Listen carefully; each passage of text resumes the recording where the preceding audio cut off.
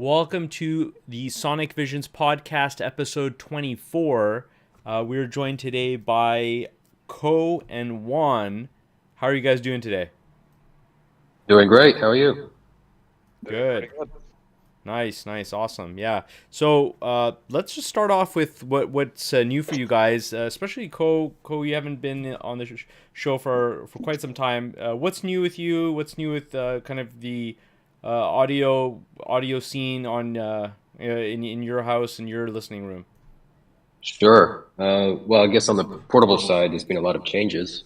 I think the most recent change would be I have acquired Aroma Audio amplifiers. So Aroma Audio is a Hong Kong-based brand, which is pretty obscure, at least pretty obscure in the Western market, but they're pretty popular in Asia.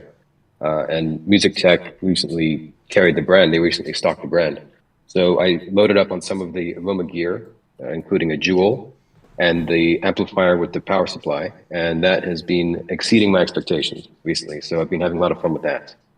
And I've been recommending it to anybody who's in the market for a transportable amplifier system. I think it's pretty fantastic. What's the name of the company again? Aroma Audio. ROMA? Yeah, Aroma Audio. Oh, Aroma Audio. Okay. Yeah. And by the way, I think Yeah. is sorry. I think my in the recording, my mic was probably off at the very beginning. So, welcome to Sonic Visions podcast, episode 24. So yeah, that's interesting. Ko, I haven't heard of that brand, so that's cool. I'm gonna have to check it out. What's the model number again? Well, what I'll do is I'll post the Music Tech listing because the website, it's terrible would be an understatement. So let me find it.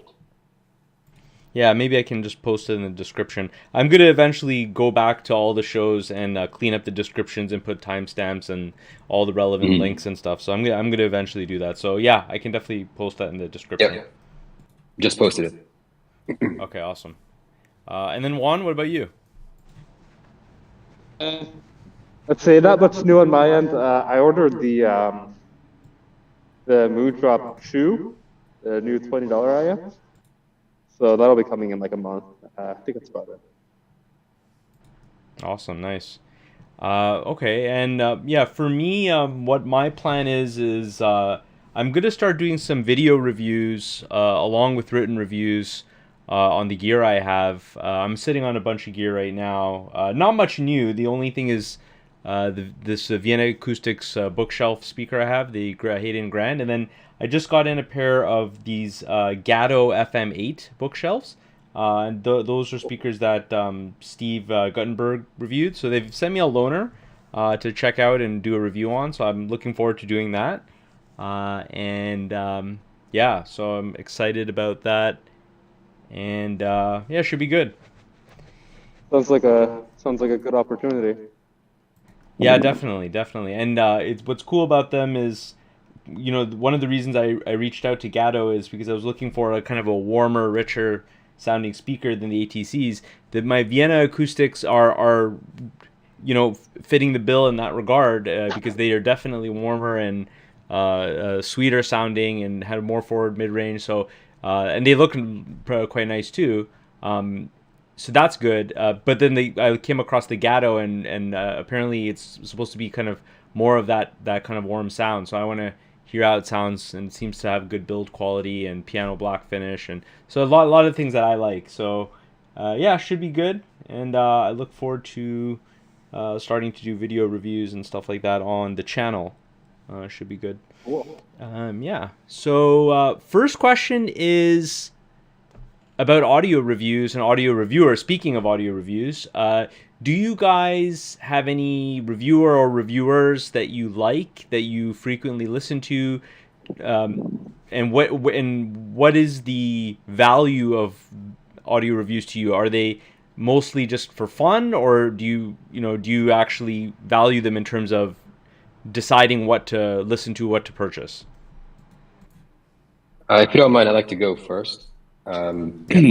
So I'm lucky enough to have a few friends who share interest in the hobby. So if there's a piece of gear that I'm interested in that there's a high likelihood that they've experienced, I will go to them first. But if I don't know anybody who's experienced it, or I don't want to take the plunge to try, then yes, I do find video reviews or online reviews somewhat useful. For me, I look for consistency. So if a reviewer is consistent, they may not have my tastes or preferences, but if they're consistent, then I can parse out or figure out roughly what I should be expecting from the gear. There are some reviewers which I don't care too much for because I find that they don't communicate the strong points or the weak points of the gear well. But in general, as long as the reviewer is consistent over a number of years throughout their gear assessment, I'll watch it. Generally, though, if there's a piece of gear that I'm extremely curious about, I will just pull the trigger and get it and find out for myself. It's pretty rare that I need to depend on reviewers for my purchases. But yeah, and sometimes it's interesting to watch a review point of view on a gear that I currently own, and just to see match up how it what the difference is between their assessment and my assessment. So that's about it. Cool. Are there any specific names? I think you mentioned some of them are your friends, I think, right? But are there? Yeah, a couple of folks. Yeah, a couple of folks on HeadFi. We DM. But in terms of public reviewers, I think Precog Vision is fairly consistent with his analysis. I think Critical's pretty consistent too. I don't agree with a lot of what they say, but again, it's the consistency which is very important. If a reviewer isn't consistent, then it's very difficult to infer how their experiences will then apply to your experiences. I think what else? Who else is pretty good? I haven't watched many or read many reviews recently. Andrew Park from Headphones.com. He's pretty interesting. He's pretty good. But yeah, those are the main three I guess I'd look at if I have time. But yeah, mostly it would be Precog Vision and Critical. All right, awesome. And Juan, what about you?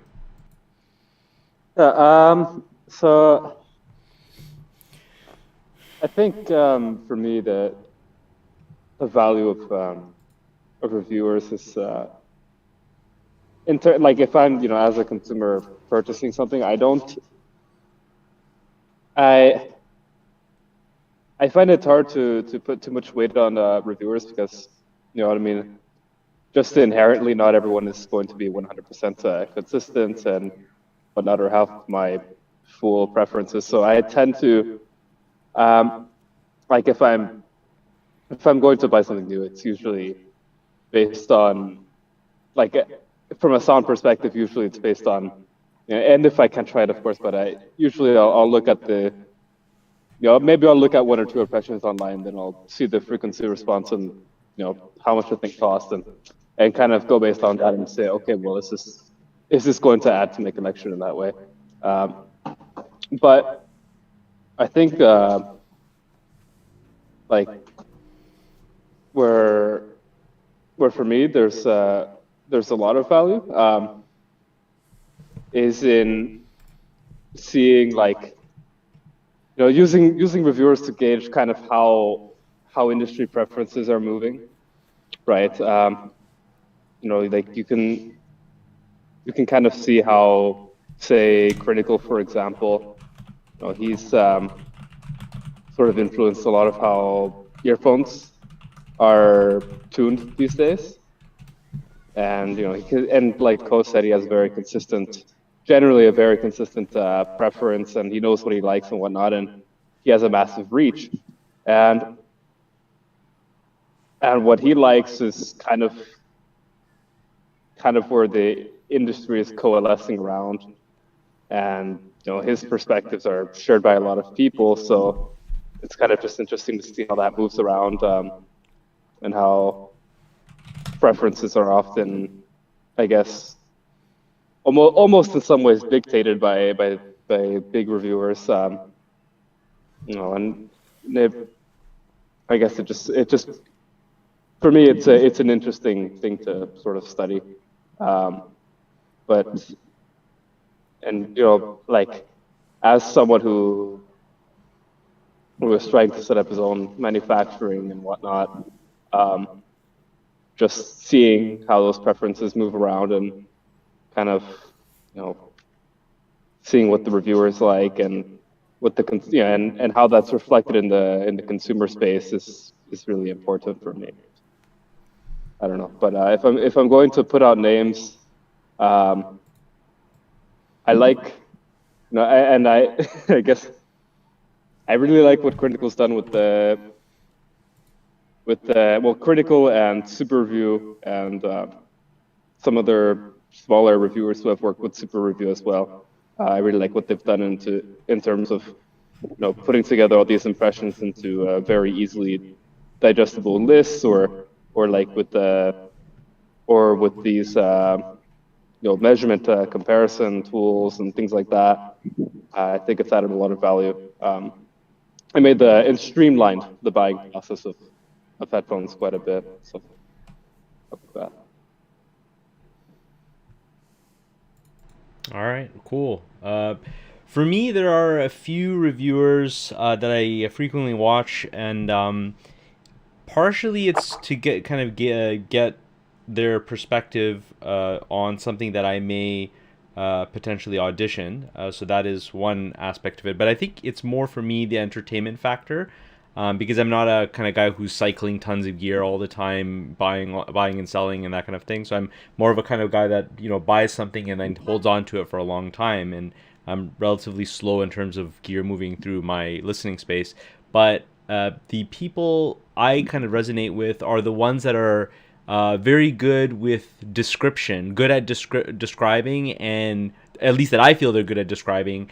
And I'm drawn to the ones that focus on the subjective descriptions of what they're hearing, as opposed to measurement and objective things. Not that measurement's bad or anything like that at all, no, but I'm just not a big measurement guy. I'm more focused on the subjective side of things. So the people that I think of, one is Steve Guttenberg. I really like the way he describes kind of what he hears. And also, he's just very straightforward, not no flowery language, and his reviews are relatively brief too, so it's easy to just consume. The other guy I like is there's so many, but Thomas in Stereo I really like.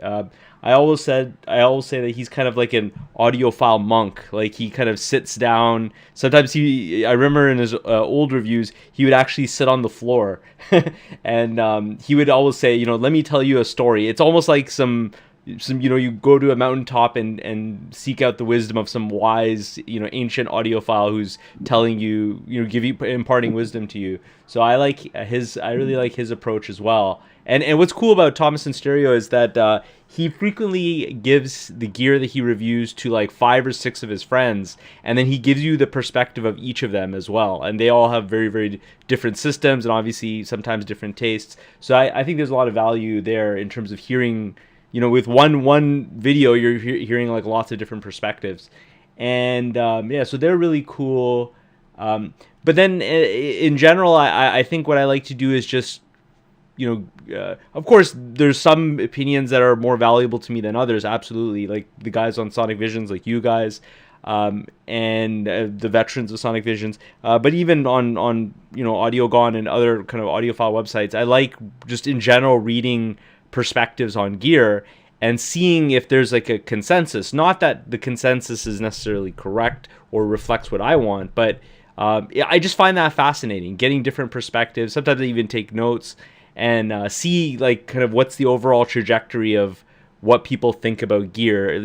Sometimes you'll hear that a piece of gear sounds a certain way, then a bunch of other people say it sounds a different way. But then sometimes you'll see a piece of gear, for example, Harbith.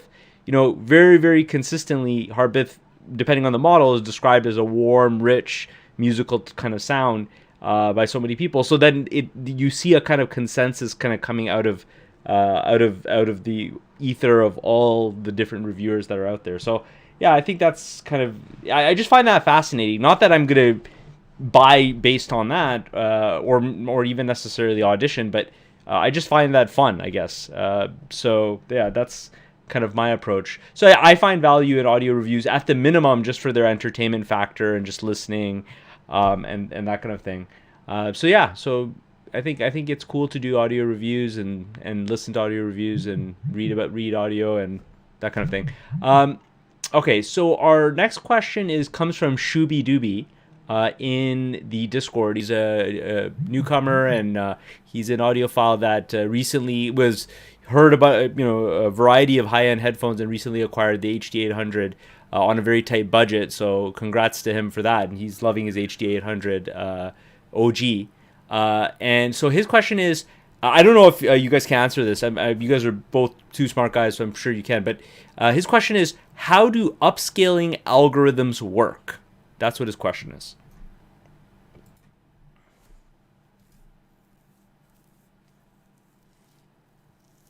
Any thoughts on that, or should we pass on that? Okay. Well, oh no, you go first. Yeah. But that is way out of my ballpark. But yeah, I would assume it's making a lot of assumptions here. It really depends on the type of upscaling that you're doing. No, I mean, like you have, like if you're talking about say Sony's high-res upscaler, where they're supposedly just literally estimating what's happening in lower frequencies and then adding some kind of treble extension based on that, or whether it's bitrate upscaling on a file, kind of depends. Zach, tell us about upscaling. Upscaling? Oh god, like, are we talking interpolation or what are we talking about? I don't know. So the question is from the question is from ShoobyDooby, and his question is simply that how do upscaling algorithms work? God, where's Manuel when you need him? Look, I'm definitely not an expert, and there's probably some really good resources there. Probably go hang out in Golden Ones. Golden Ones Discord has quite a lot of people talking about interpolation and the effects of that. It's a fairly complex thing, but no, I understand the basics, but not enough to teach it at like even a high school level. So I'm not gonna go into that one too much, but yeah, I don't know what you want me to say. Cool. Any thoughts on that? Yeah, I just want to echo that I do not know much about this topic either. I would recommend Shooby to try to do a good set of 1 hour site and just really do a deep dive in Google on it. But I guess a good real life test, if he has access to it, is to try a Chord product and then compare, like a Hugo 2, and then compare it to, let's say, a Sony product that uses upscaling. They both use upscaling. And I believe Chord uses upscaling to. That's sort of like the base of the technology. It's sort of like what they do, and the M scaler sort of does that to a whole nother level as well. But even though they both use upscaling, the resulting sound is really quite different. So, and then also you have stuff like HQ Player. So I think what I would recommend him to do is to download HQ Player and to see what effects different filters have on his music. And I do believe HQ Player is free for around 30 minutes at a time. Yeah. So that could be a good starting point. Okay. I'm sure there's other programs online too. There's Right. a lot on this topic, but it's just, and there's so much talk about it as well at the moment. Like, this upsampling has kind of become like a part of audio in a really big way. Like, the DDCs came along, and then people started using HQ Player. The M scaler from Dave came along, and then people started saying, "Oh, you're listening to a DAC like the Hollow May," and they said, "Oh, if you're not actually running it in NOS and then doing the upsampling on a software or hardware pre the DAC, you're not even hearing the DAC's potential," which is crazy. But anyway, so now we're doing all this. Now we're doing all this like upsampling before it even gets to the DAC, and doing all the filtering before it even gets to the DAC, and then running the DAC in NOS. I think an interesting question would be: does oversampling make your music experience better? Does it elevate your experience? And to me, it's inconsistent. That's a very fair point. Yeah, I think with the May it did, but I think that's because it's on board. The filters that were so bad. So when you run it in NOS, but then in NOS it has problems. So then you have to do. I think for the May the biggest problem is the onboard filters are shit, and then if you do the filtering pre the DAC, you can get a better experience. But whether or not this upsampling to 1.5 megahertz, introducing a ton of interpolation, stuffing data in where there just isn't data, and then trying to be like, it's better. It's like, well, it's different, but is it actually better than just running it, natively from a DAC with better onboard filters? I don't think so. I think Shooby would probably have a lot more fun, given his headphone choice. Probably have a lot more fun doing tube rolling and tube amp exploration for real world differences. What's his headphone choice? HD 800 OG, I think. Oh, cool. Yeah. Yeah, so Zach, he's a guy who heard a lot of. He's a newcomer to the hobby, and he heard a bunch of headphones at a local store. It's local to me, actually. It's called Babe Lore Radio here in Toronto, and I think he heard Empyrean and like a whole bunch of other headphones. And the headphone he most resonated with was the 800S, and so then he was trying to decide between the 800 and the 800S, and he was on a very tight budget, so. And then he was thinking about saving up for the anniversary one, but anyway, he ended up with the OG, and I mentioned to him that there are many people on the Discord that actually prefer the OG to the S. So, but he bought it based on just opportunity in terms of discounted price. See, that's pretty interesting that people would prefer the OG to the S, because to my knowledge, the only difference is that the S has the Helmholtz resonator. That would lead to a good question as to why do people prefer like that same headphone with or without that resonator technology? Because the SDR was done better, I think. I think people compared it even in measurements and said that HD800 OG with an STR was still better than the one that Sennheiser ended up putting in. So, to my ear, I prefer the original HD800 with an STR to the HD800S, and the bass quality on the HD800S had more distortion in it. You can hear it. Some people can hear it. I think they might have probably done a bit of a silent revision pretty early on with the S, and it might be slightly different now. I don't know. We'll find out in a few years. But I don't know.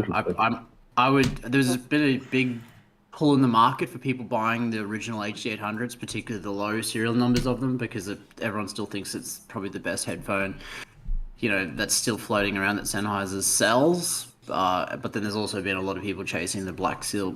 Was it the 580s, the old black silk HD 650s? A lot of people chasing those as well. But I'm a big fan of the OG HD 800. I would not buy an HD 800S. I see them pop up on the market. I'm like, nah, I'd rather buy an old school HD 800 SDR it, and I think you get slightly better performance, and it's cheaper most of the time. Yeah, that's kind of what I was trying to tell him, that people. I thought about you. I didn't name you specifically, but yeah, I know some people feel that. And then there's all that whole low serial number thing also that some people argue is a factor. So yeah, he's enjoying his 800, and it's great because it was kind of like a dream headphone for him, and now he has it. So that's awesome. Let's go back for a second with Zach. So Zach, first of all, anything new with you? Yeah, I was thinking about selling my tube amp, which is like a massive decision, like my headphone tube amp, because oh shoot, I was like, I just don't use it. Like seriously, like if I'm gonna listen now, I listen to speakers, and most of the time if I'm on the computer, like doing work and stuff, I'll just listen like out of the Mobo, out of the laptop, I'll just plug it in and be like, well, whatever. And then I don't actually care enough anymore to like plug it into the headphone amp and do the thing. So I did intend to one day use my tube amp as a speaker amp. That was like the actual intention when I bought it. But as people know, I couldn't get high efficiency to work for me. So I don't know. I'm just sort of a bit lost with headphones, and with speakers I'm quite content still, so nothing needs to change there. So yeah, just plodding along and wondering if I should sell the headphone amp to maybe fund something else in my chain, like maybe do the streamer, maybe do the DDC thing, I don't know, something like that. Cool. Does Gaz want to jump in? I invited him, but I think he said he's going to a dinner or something like that. Okay, cool, good on you. The other question for Zach, are there any reviewers that you enjoy reading or watching, and do you ascribe any value to gear reviews? I mean, ones that are on social media that I guess that are common. I'm not really in the headphone space. I never really liked, DMS or Zeos or the JPS ones. Most of it's just for the memes and the dumb conversations. I don't.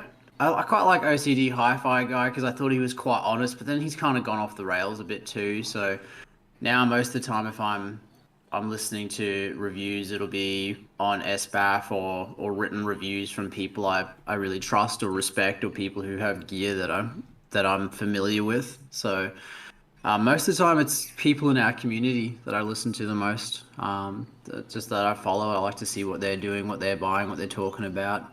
I am enjoying Golden One's take on things. I really enjoyed his video he did the other day, talking about the value of measurements and how easy it is for someone like ASR to tweak the measurements to show a product more or less favorably. I thought it was really quite eye-opening because some people put so much weight on measurements, which I think is a really overly simplistic view of a very complex problem. They're not looking at it very holistically. But yeah, it's just people put so much value on it, and then to see how easy you could literally sway something from being like at the top of his food chain to the bottom of his food chain without even like showing anything on the screen that would mess with that. You could just like time the screenshot, but then yeah, it's just very interesting. So I don't know. I like Golden One. I don't really think his subjective opinions align with mine much. We agreed with some stuff like the bar talk, which was nice. But then, yeah, other things he says, I'm like, well, I don't know about that. So I don't know. It's just you gotta find people who you resonate with, and find people who have similar sort of subjective wants and needs, which is really hard to sort of read between the lines and decipher, But yeah, that's about it. I listen to you, Smod. If you tell me to listen to something, I'll try. Yeah, I'm in it more for the pure subjective kind of side to it, so people probably shouldn't listen to me. But speaking of that, I mean, that's a perfect segue. Basically, the next topic is regarding measurements, and you mentioned how our colleague Golden One did that video that a lot of people are loving. I don't know if Juan or Ko, if you guys got a chance to watch it, but in general, tell me about your thoughts on the importance of measurements when you're considering an audio product. Where does that factor into your kind of decision making or thought making process when you're auditioning or potentially deciding to buy a piece of gear? How good is the correlation, et cetera, et cetera? I think you guys know where I'm going with this. Yeah, so so this is why I was excited to join this podcast, because Juan said he was going to be on, and I think as a manufacturer, I'd love to hear how he has 1 foot as a manufacturer, 1 foot as a consumer. So I'm curious how he reconciles those two perspectives. Oh, I guess this is coming back to me now. Yeah. Oh. Okay. So I think first of all, I know I have not seen Golden One's video. I wasn't aware of anything in regards to that. Whether or not something new has been stirred up, I am completely oblivious to it. But yeah, so I think there's a lot of ways to look at this, because I think some people take like, say, looking at, well, like I mentioned earlier, I do put a good amount of weight into like measurements when making purchase decisions. I mean, like that aside, but like most of the headphones that I have are just for pure novelty value or historical value. Things like old AKG K501s and things like that aren't particularly good in terms of performance. But like when it comes to looking at measurements, there's a couple of things that I think a lot of people don't take into account. Namely, things like leakage tolerance. I think is probably the big one. Like for example, I see well, let's see.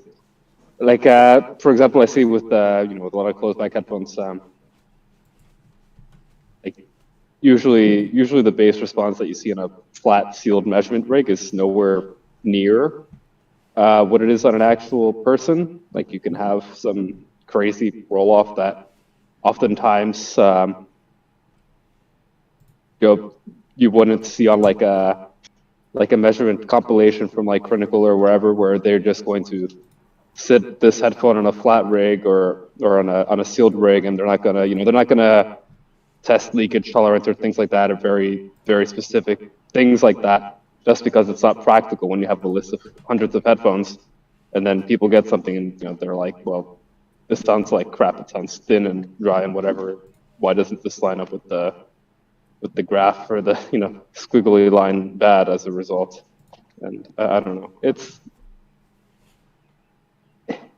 like looking at measurements has its own nuances. I don't know. I don't really know where I'm going with this, but yeah, basically when I look at a headphone, it's okay. This like let's say I find something, okay, cool. This has this right here says, or this reviewer says that it sounds good. Look, it has a, I guess, perfect Karman response or whatever on the graph. But then you have to look at other things like, okay, well, is this a sealed headphone? Is this an open headphone? Is this actually going to do this on my head? Is it going to have some crazy high frequency variation, like with moving a millimeter on my head, like the DCA Stealth, where if I move it back on my head slightly, suddenly I have no mid range. That was my actual impression of it, whether or not it was from some leakage thing or whatever, or just from the waveguide that they're using. Things like that need to be taken into account, and so it's never going to be 100%. So although I find these measurements and whatnot extremely helpful, there's always other context that needs to be taken into account. Also, another thing, like with earphones, right? Oftentimes, certain types of earphones that say something like I don't know, we're just some, like take two earphones that measure exactly the same in bass response on a measurement rig. One of them is a sealed earphone with some kind of low tolerance driver, say a balanced armature, and then another one is it's a vented earphone, vented front and back. It has a massive dynamic driver in it. The response is the same on the sealed rig, but on actual, when you're actually wearing it, that may not be the case. Say the sealed earphone may actually have, you may actually perceive 2 or 3 less dB in bass, right? And then now the presentation is changed between them, or on the leaky one, right? You're taking in a lot more ambient noise, making the stage sound more diffuse to you. So there's all sorts of things to take into account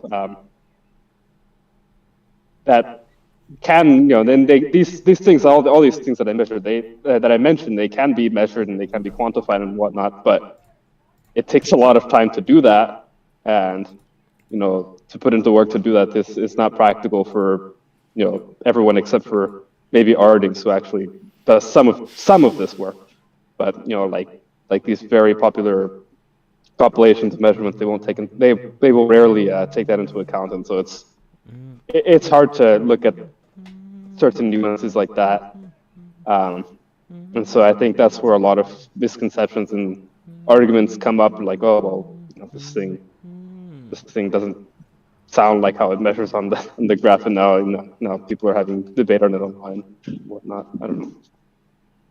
But yeah, there's a lot of things to look at, and it's not exactly super clear cut one way or the other.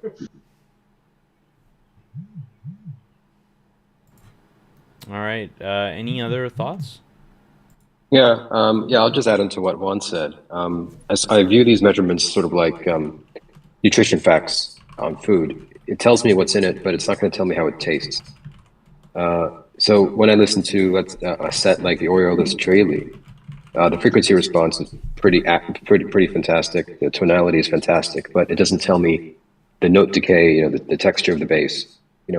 some of these things may be deal breakers for me personally. So it's a good guideline. It does help me figure out whether this set is going to be great for me. Like if it has a high base shelf or higher base shelf, then I may like a little bit more than something which is a bit leaner.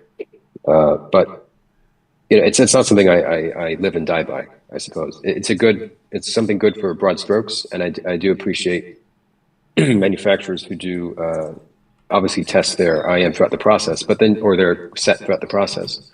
But then you have makers like Grotto who don't really care too much about measurements, and they just make what they hear directly, what sounds good, and they don't really care about the graphs or any of that.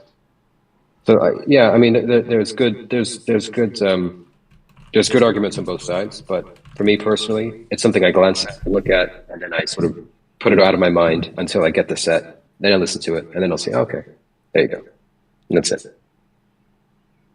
Yeah. What do you think, Smod? What do you think about the measurements? So, like, what sort of measurements are we specifically talking about? Because everyone seems to be talking about frequency response here as well. Like, it seems to be and that's not even really a controversial one. Like, a frequency response is a little bit useful, but there's a lot of other measurements that I'm like, is it actually telling you really? It's sort of like looking at someone's health solely based on blood pressure. Like sometimes it's like. It's just like one of a million factors. So what do you think, Smod? Yeah, for me, I mean, I mentioned it before that I'm really a pure subjectivist in terms of considering audio gear. And again, it's not because I think that there's no value in measurements. It's part of it is some of the measurements I like when I look at Danny Ritchie stuff, right? When he does the same stuff, he does the roll off, and he does the spectral decay stuff, and when he talks about that, definitely makes sense to me, and I do appreciate it with the way Danny presents it. I do appreciate it, but sometimes I think it becomes a little bit overwhelming, right? Like Golden One or Amir and those kinds of guys. I'm not saying they're doing things wrong or bad or anything like that, but for me personally, when it's just layers upon layers of graphs and numbers and distortion figures, and my eyes kind of glaze over, and I kind of get bored, and I kind of get tired, and I'm kind of like, I'm here to like listen to the music, and I know this is a vehicle for understanding what will get me closer to a more quote unquote pure sound, I guess you could say, but it's something that for me it just doesn't resonate with me. And maybe I'm just not as technically minded as a lot of people. I don't know what it is, but for me, I love the subjective aspect of it. When people describe things and they describe how the music makes them feel, that's the part that I love. Now, of course, you could take it too far. For example, Six Moons, I think they go too far, because you get to a point where you have to really decipher what they're even talking about, and it's a struggle to decipher it. So there's both ends there where I think you can go too far, and then the whatever your content you're consuming becomes non-useful, in my opinion, or less useful. But I don't know. For me, I'm just not an objective guy. I'm not a guy that considers things based on how graphs look. And the other thing is, like, I don't know if I'm really that convinced that there's a really strong correlation between measurement and sound quality. And if there isn't a real, like, much of a correlation, then and if I'm a guy, for example, I'm a guy who loves now I know I love the OG crack, right? The OG crack, that sound is one of the best sounds I've ever heard. Now, that's something I like, and Doc B, the bottlehead guy that runs it, is like confused when I say that I like that sound much more than Speedball. The Speedball, which is supposed to, I'm sure, measure better and be more linear and more clear, and so that kind of falls in the is diametrically opposed to what a lot of measurement head guys want, right? In terms of like low distortion figures and things like that. So anyway, I think people shouldn't listen to me on this topic, at least. No, I think it's a very fair point. You don't correlate the measurements to your subjective experiences, and they haven't worked out for you. So yeah, why would you look at them? Or really, direct way like that. Yeah, yeah. But I like the approach of, I think a balance of this is factoring in different things. And I guess SBAF kind of does that, where they look at measurement and they look at, listening, like they have their listening tests, and they kind of put it all together, and that's totally fine. But for me, at the end of the day, if you listen to something and enjoy it, and if you listen to something and don't enjoy it, I think the measurement is of no consequence in that scenario. So let's say I sit you down with a rig and I say, Zach, listen to this. And let's say it blows you away, and let's say, wow, this is amazing. I love the sound. And then let's say I pull out the Amir or Golden One kind of battery of tests, and I say, hey, look at this. It measures really badly. Well, who cares? You like it. You like the sound, right? So that's kind of the way I approach it.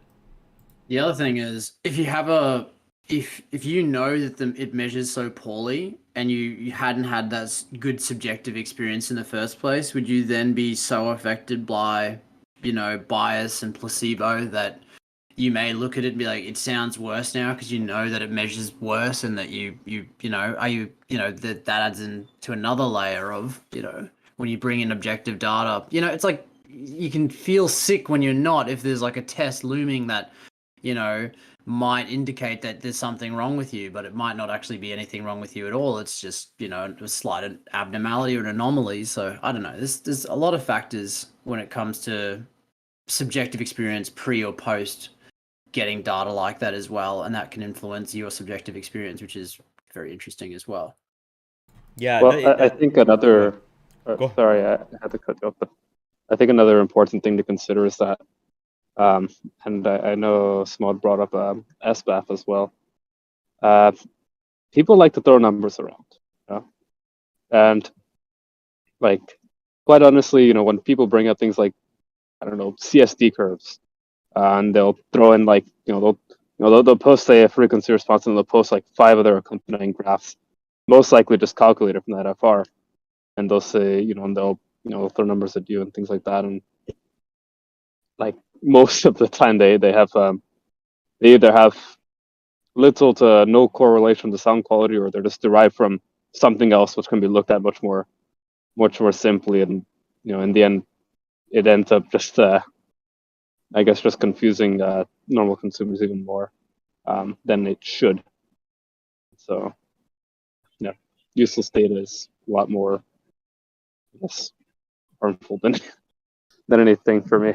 But yeah, and it can also, and back to what Zach was saying as well, I think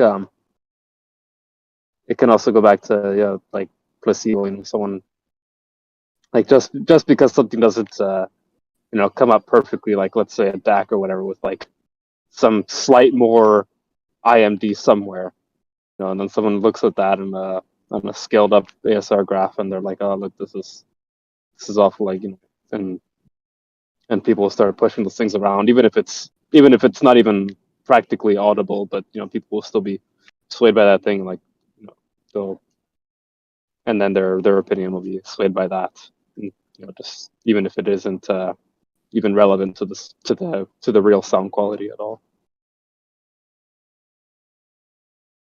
And they'll just come up with some justification or whatever. I don't know. Yeah, I think that the best approach in my eye is, I mean, if some measurement, if you want to have some graphs there as part of rounding out a review, I think that's totally fine. But the best approach is finding people that you resonate with in terms of taste, or people you get along with it in terms of taste, and then listening to what they say subjectively. And then if they are really praising something and you have similar preferences, then go out and listen for yourself. I mean, to me, it's the only way. I think it's pretty hard to totally dismiss things just based on measurement alone and absolutely nothing else.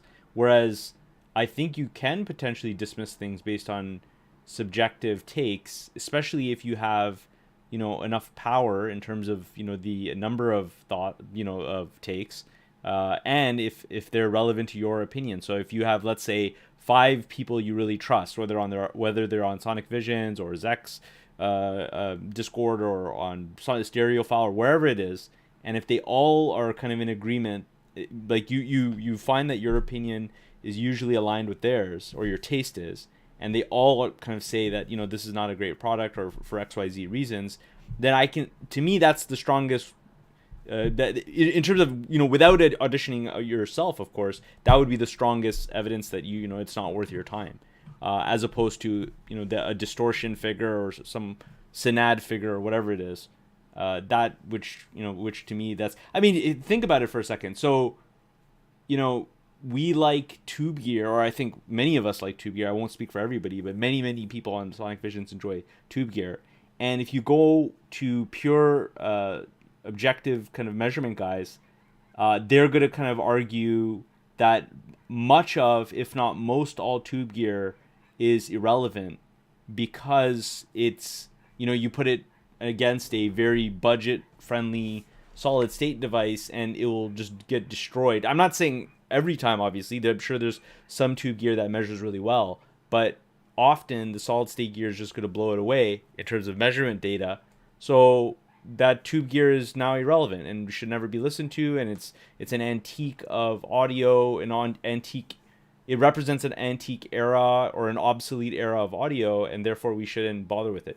But we know when we subjectively listen to tube gear, that's not the case, right? Tube gear offers something that is very unique, and has many potential benefits depending on what the device is. I'm not saying all tube gear is the same, obviously, but there's a potential there to offer something really amazing, regardless of the fact that it may measure poorly. Yeah, it's a very fair point. If I may add a counterpoint, although I do think it's valid to look at your group and say, well, if the opinions are clearly going in one way or another, and I go based on that, and then that is a really powerful thing, having people that you trust. However, I would like to bring up that sometimes groupthink can kind of have a feedback effect sometimes. I remember recently with the whole KZ debacle, there were, I think, a lot of people caught off guard when a bunch of people who were claiming this one, let's say, earphone, like people who were claiming, let's say, the KZ earphones with the BA drivers on them had a what was called a BA timbre, and it sounds unnatural and dry and bad. And then some others they would point you to another earphone that was single dynamic or whatever. Like, this is what you want to get. This is what is subjectively the best sounding. However, as you guys may be aware of, this it turns out that the KZ BA drivers were never actually activated in any meaningful way to begin with, and this whole thing about BA timbre was kind of thrown out the window there. So sometimes, but people were repeating each other on that, and it was it created a feedback loop, and I don't know. I just felt that things like that are more common than some people might think. So it's always good to be keen of that. We'll say that personally. Try and find, where, because I know like you kept bringing up good versus bad measuring devices, but I think it's a little bit counterproductive to just simply say, well, one thing measures good and one thing measures bad, as if it's a single dimensional spectrum. So I'd say it's far more important to find out where your preference is, and then find out where that correlates on real sound reproduction, real tests of performance, and see where things land, see what specifications really resonate with you, I guess, in one way or another. Because I know like ASR, they're like, if you have high cyanide, this is bad. But there's a lot of things to take a look at, and you might be surprised, how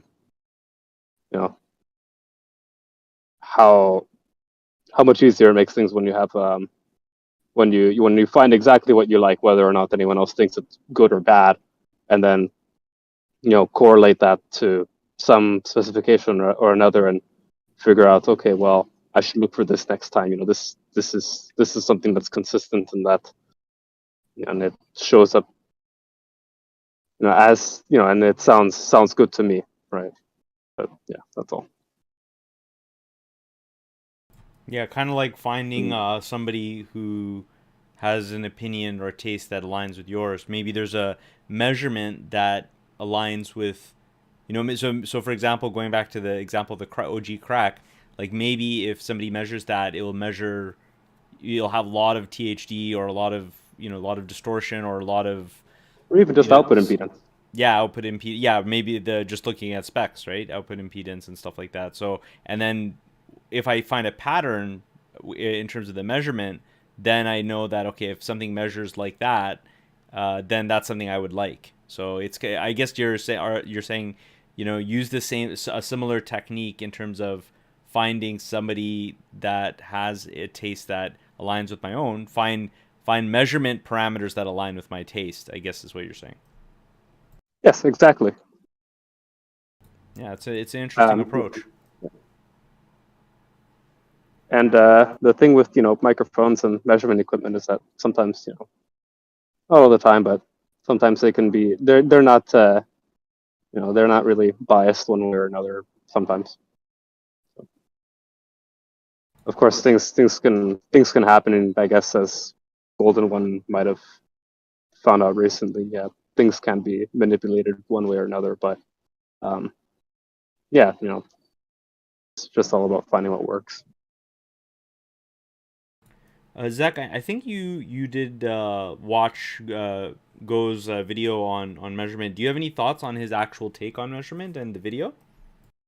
I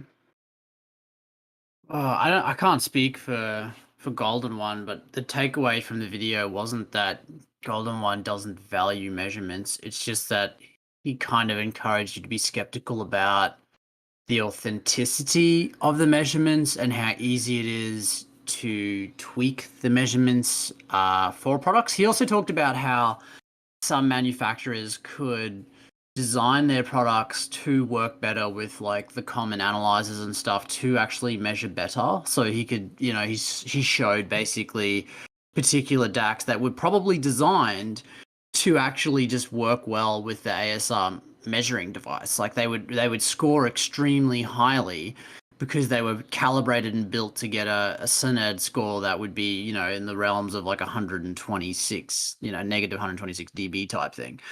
But I can't speak for Geo, but my take from the video is that the measurements for SNED are very easy to sort of tweak. But my thoughts are, I've said it a million times. Like I think this is I think people who look at the measurements and speak from a really like a high position, like they look at FR, they look at SNED, they look at THD, and they think that they can look at a product and know what it sounds like without even hearing it. I think that's a really foolish position to take, because I think this problem is so complex. It's kind of looking at AI and people are like, oh yeah, robots will have consciousness in 10 years. I'm like, you literally, when people say that sort of thing, it just shows how silly they are about, and how they don't understand how complex the situation that's happening actually is, and how many variables there actually are to consider. And it's so multifactorial. There's so many factors, and like what they are looking at is like 1 or 2% of the story. Like it's really not giving them any useful comparable data that's gonna separate products like ASR kind of have done by having this giant pile of DACs and saying, where does your DAC measure on this list from, here's the best and here's the worst measuring, where does your DAC sit? And does that have any value to me? Zero. Like it does not even faze me that they have that list, because it doesn't correlate, as you said, Smod, with my subjective opinions. And I feel like it's a really simplistic way of looking at a very complex problem. When we start looking at, everything from that, we can't actually measure, stuff like soundstage. It's very hard to see why one product sounds wider or less wide than the other from from just measuring with a microphone perspective. We really struggle to sort of work out that stuff. Separation, imaging, clarity. There's no definitive way to measure that stuff. And then when you go to the DAC side, it's even more complex. Like we have no idea about this stuff. We have no idea about so much in life. And this is one of the things where I feel a lot of it's idiopathic, and we don't understand what causes what effect, and we don't actually know how to measure it. We don't have the technology to measure it. We don't have a complete understanding of it. And then we get into the subjective side. We don't understand how the thickness of your eardrum, the size of your canal, the bends in your canal, how they then correlate to you and what you like. So down the track, maybe someone can scan your eardrum and scan your ear and then tell you, oh yeah, you like this particular sound, so we can DSP to like within 99.9% of what true timbre should sound like for every single instrument, and we'll fix all your music and it'll all sound amazing to you. Maybe that's down the track a possibility, but I think there's just far too many variables involved, and people look at it in a really simplistic view, and I think I think it's laughable. It's like, there's so many things in life we don't understand. Like we don't understand how nitrous works. It goes to your brain, somehow creates a numbing effect, it fills space, but we still don't understand what nitrous does to our brain that causes it to release chemicals, and it's used every single day, millions of offices. It's like these sorts of things are still decades away from us understanding the mechanisms of them working, and people think they can understand this really complex sensory experience of hearing with a few very dumb basic measurements. Like, no, it's a far more complex problem. It's a far more complex problem. When you said that, and I think that was really well said, and it kind of, there was an analogy that came to my mind, and the analogy is kind of food.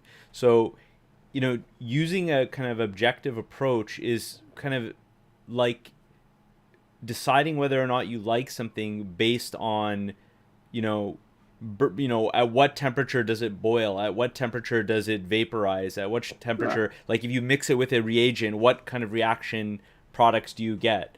Or you could say, I guess, looking at an ingredient list, like those kinds of things are not going to tell you whether you like the whatever the dish is or not. You got to taste it, and if you taste it, then okay, yes, I like this or I don't like this. Or if you have people that have similar taste to you, similar culinary palates to you, or whatever it is, and they taste it and they say, this is really good, Zach, man, you gotta try that restaurant, or Juan or Code, that restaurant's the best. I had this and I know you like this, try it out. That's kind of the way I approach audio, is as if it's like a really nice dish of some kind of food, right, or some kind of recipe. And I don't look at the recipe, I don't look at some kind of objective burning test of the food product. I have to taste it, or listen to somebody who's tasted it, who has similar taste preferences to me. That's just my approach. But there's I can understand why the allure of measurements is obvious. Like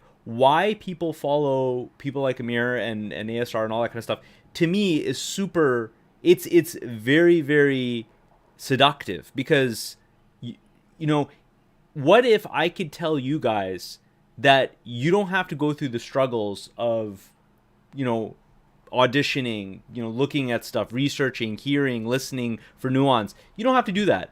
I can give you a graph, and just like graphics, just like a GPU that has FPS, and the higher FPS is better, I can give you a graph or a set of you that will tell you, just like GPUs. The GPUs have FPS, they have frame time, they have heat specs, and just based on those numbers, you will know whether the X is better than Y. That is very, very alluring and appealing. And so to me, it's not a surprise at all why there's a huge kind of cultish following around ASR and places like that focus on objective measurements, because it's a kind of easy way out of the struggle of hi-fi, in my opinion.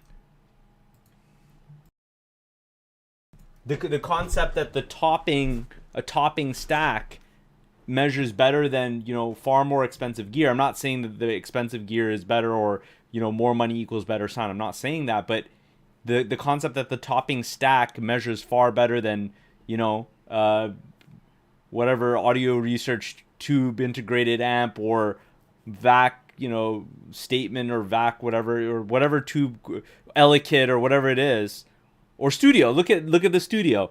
A topping stack will probably measure better than the studio, or a benchmark stack or whatever it is, and therefore, and it's way cheaper than your studio. So, and it measures better. Oh, so you know what's gonna happen? The ASR guys are gonna laugh at the studio, call it obsolete. Look at this joke, and you have to spend all this money, and you get something that measures this bad. Ha ha ha! And they laugh at it. But that's the easy way out. The hard approach is actually considering, hey, is there something deeper here that I'm not considering? Is, you know, let me actually audition it and compare it to something like a topping or whatever it is, and then decide based on subjective. Because ultimately, audio is subjective. That's the problem, is you can't make audio into something that it's not. At the end of the day, we're human beings that have subjective preferences. You guys may all hear different than I hear, or vice versa. So that's something that has to be respected. At the end of the day, you have a brain and two ears that are kind of conducting everything and interpreting everything. So, and that to me is kind of lost when I look at people who are hardcore objectivists. They don't, that component of it is gone. Yeah, well said. And Smart, it's good to actually hear from you. We never get to hear from you in this thing. So yeah, no, it's good. Thanks. I appreciate it. Okay, and the next topic, I just added this in, and it's kind of topical to what we're talking about. I actually kind of got this. I think we may have touched on this before, but I kind of got this from Steve Guttenberg, because he has actually a really good podcast. So I've been listening to his podcast lately, where he kind of more freestyles and just kind of talks about his thoughts, and it's not as focused as his YouTube channel. And he mentioned how, so his theme of the podcast was, you know, where are we going? What is the direction of a lot of audiophiles? We seem to constantly be chasing a sound, or kind of trying to get, quote unquote, better and better sound, or closer to the music, or whatever it is. And you know, sometimes that involves more expense, and, you know, more money, more expensive gear, that kind of thing. And then he mentioned, I can't remember the speakers or what the piece of gear was, but he listened to some, I think it was something that was vintage, and he said that, yeah, it wasn't as fast, the sound stage wasn't as big, or the imaging maybe wasn't as focused, or XYZ, a lot of parameters that a lot of people value, but he just liked it. He's like, it had the nuance, it had the texture, it had the tone, it had a something about it that, you know, spoke to him, that connected him to the music in a way that and I'm not talking about measurements at all. I'm just talking about the actual sonic preference and what he's hearing.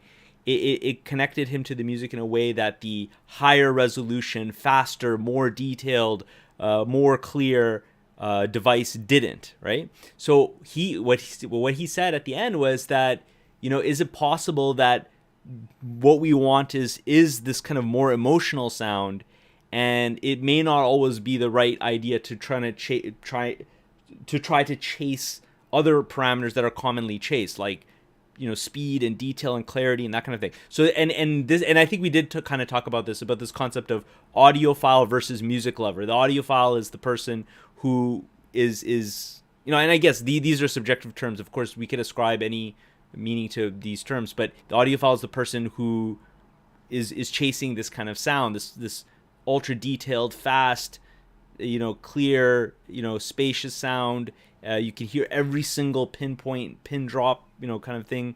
And the music lover, who's more focused on the soul of the music, if I could say it that way. And I know you guys don't like these terms, but I'm trying to convey what he was talking about, because I don't know, that's why I like Steve. He a lot of the things he says really resonates with the way I think about music. But anyway, do you guys have any thoughts on that? Like this concept of go ahead. Yeah. So what I've noticed, if we can step back just a little bit from that from that topic and just look at the feedback loop with audio gear. What I've noticed, particularly in the IEM field, and this is also true with the headphone field, I've noticed a lot more independent makers cutting their teeth into making headphones. Is that the community is becoming more involved with the sound that they want from products, and they're not just given something and then they're told to like it. They're actually being called upon at each step, at each iteration of the product being designed. I think a good example is Subtonic. Subtonic is creating this new IEM, and they've been consulting with some of the more well-known audio reviewers, and I think collabs that Critical's collab with Moondrop to create Dusk, and we're seeing a lot more participation. Reviewers are participating in creating sets, and customers also participating with manufacturers to help them create a sound profile that's more broadly accepted. Now, I guess the downside of this is that we're getting less folks like Grado, and folks like Grado, they march to the beat of their own drum, much to their chagrin. They have a certain love it or hate it reputation, and for what it's worth, I am glad that there are a lot of folks that the community is, or that manufacturers are more in tune with the community. But I think folks who are chasing a pure subjectivist and take more risk with the tuning, like Grado does, I mean, they could have a lot more customers if they collaborated, let's say, with more prolific reviewers that share the values of the community. But they don't. They do whatever they want to do. So I see less and less companies like that going forward. But again, the upside to that is that at nearly any price point, you're going to get a sound quality which everybody is going to like, and it's going to serve the majority of the tastes, and you're going to get a tremendous value for money. So I think on the whole, it's moving into a great direction, because when you have more consumer feedback, you're going to get a better product, broadly speaking. But you're going to get less risk takers. A lot of folks are not going to are going to be less inclined to spend the money on something which hasn't been put through the I guess the standard steps, which is now you create something, you have feedback, you work with this person, you get more feedback, then you release it. Versus the old days where it was you're at the mercy of the creator, and it may be good, it may be bad. Yep, good point. Good point about these independent manufacturers that are starting to come into it. Do you guys have any other thoughts on that topic?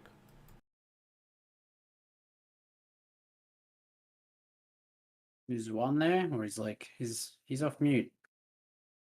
Juan, you there? Okay, And he just left. What was sorry, I kind of was focused on what Ko was saying, and then kind of lost my train of thought there. What was the question? Yeah, the second part of the question. Yeah, the just to summarize it very clearly, what Steve is saying is that he wonders if a lot of audiophiles are chasing the ultimate kind of detail, high res type of sound, as opposed to a sound that's more polytonal. That's, I think, his main point.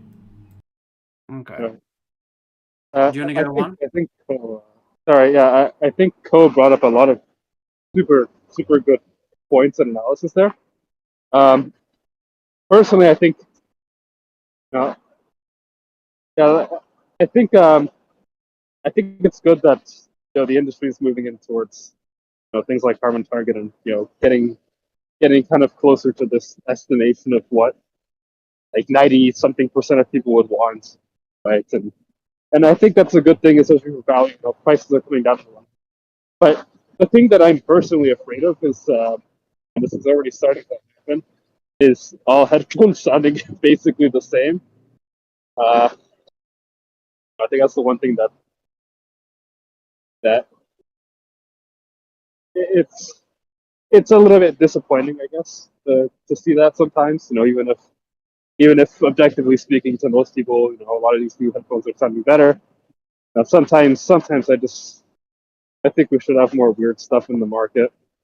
That's it.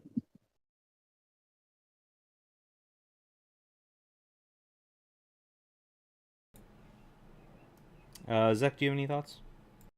I kind of feel like Steve's touching on a human nature kind of thing. It's like people buy a house and that's all they want is to stop paying rent, and they buy a house, and the house is great and it's what they want, and they make it the way they want it, and then time passes and houses get better and bigger, and their budget gets bigger and better, and then suddenly they're like, they keep moving in some sort of direction, and then sometimes they'll buy the bigger house with the better view, and they'll miss the old home, So I think our brain does the same thing with audio. Like, we like to go back to music we used to listen to when we were kids, even though it was recorded terribly and stuff like that. And you might like the sound of an old Luxman from the 1980s for a few days, and then go to hi-fi again, go up to something that's more high resolution, that's capable of doing more things better, but maybe not as romantically or intimately or as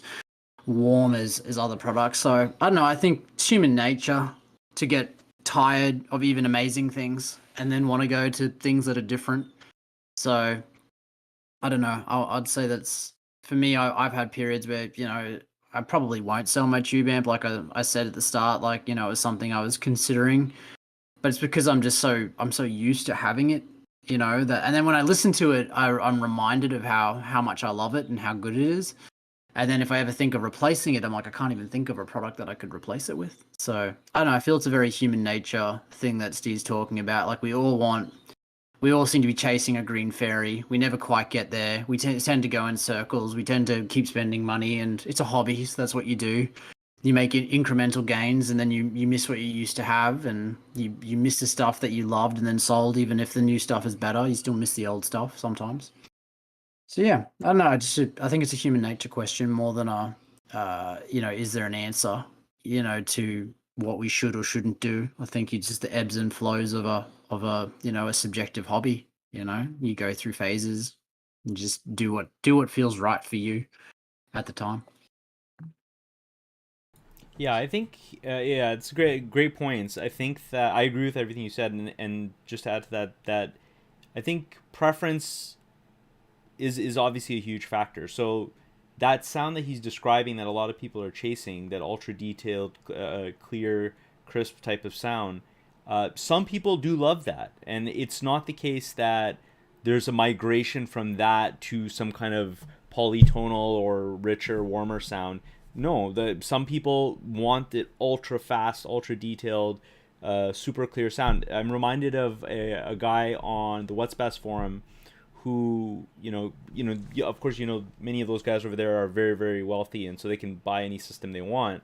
And he heard lots of, tube gear and warm tube gear and ultra high end stuff, and all the, so many Japanese devices, and his friends would kind of gush over the gear, saying that it's so organic and warm, and it's so convincing, and that kind of thing. And he kind of said that what they heard as organic, I heard as not defined, not clear, mushy, or so he has a YG setup, a YG Sonya XV with Boulder 3050 monoblocks, right?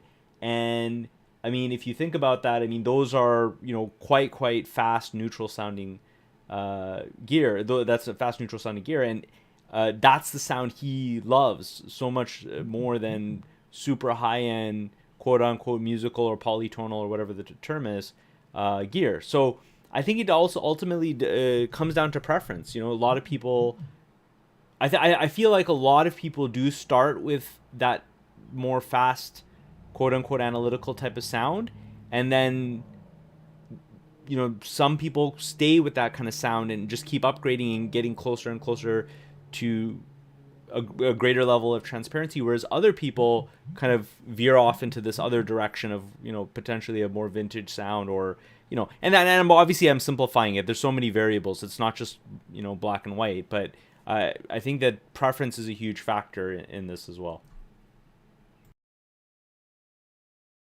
Yeah, 100%. All right, cool. And any other thoughts? I was gonna do at this point Co's Corner. Before we do Co's Corner, Actually, yeah. Any Oh, sorry. I just have a quick announcement Yeah, go before we ahead. close out, if that's all right. No, So, I was gonna give you I was gonna give you your whole yeah, segment, your whole Co's corner. Do you want to do it or no? yeah, sure. Okay, before we do Co's corner, Zach and Juan, I don't have any other topics. Do you have anything that comes to mind that you want to discuss?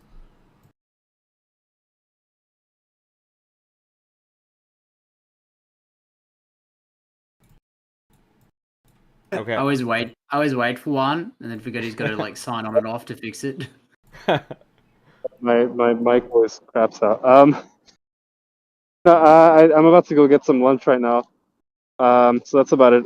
One thing I did want to bring up is that um, NAM and the show are coming up in June, and I'm signed up for both, so it's going to be fun. That's about it.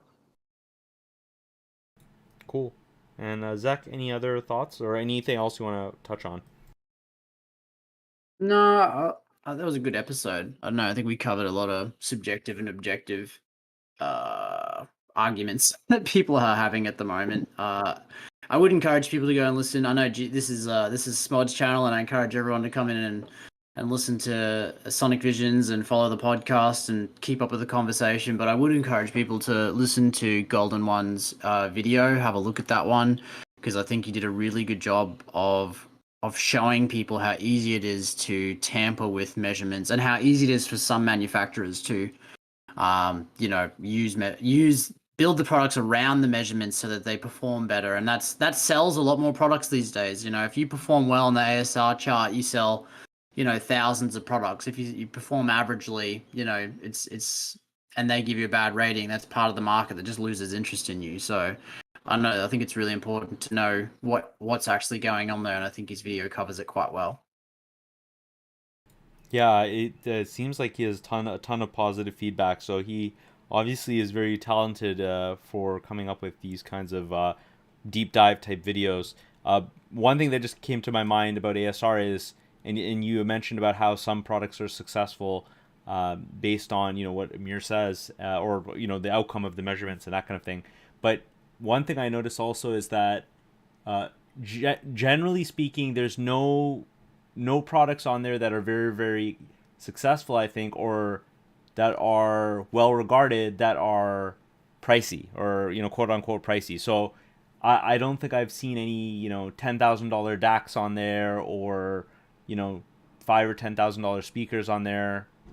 Maybe not five, but at least 10 that measure well and are respected and praised on there. So it seems that there's not just a focus on ASR of it's kind of like the anti. And again, I'm not saying price correlates to performance, but it's kind of like the anti what's best for him, in the sense that what's best is more focused on subjective thoughts, and they do value more expensive gear, it seems, on the whole. And ASR, I don't know, correct me if I'm wrong, I've not come across anything there that's very expensive and measures well and is praised. So it seems to me that measuring well is not potentially not enough to do well in ASR. You have to be fairly budget as well. You have to be relatively affordable, otherwise you will not survive in ASR. Am I wrong in saying that? I don't know.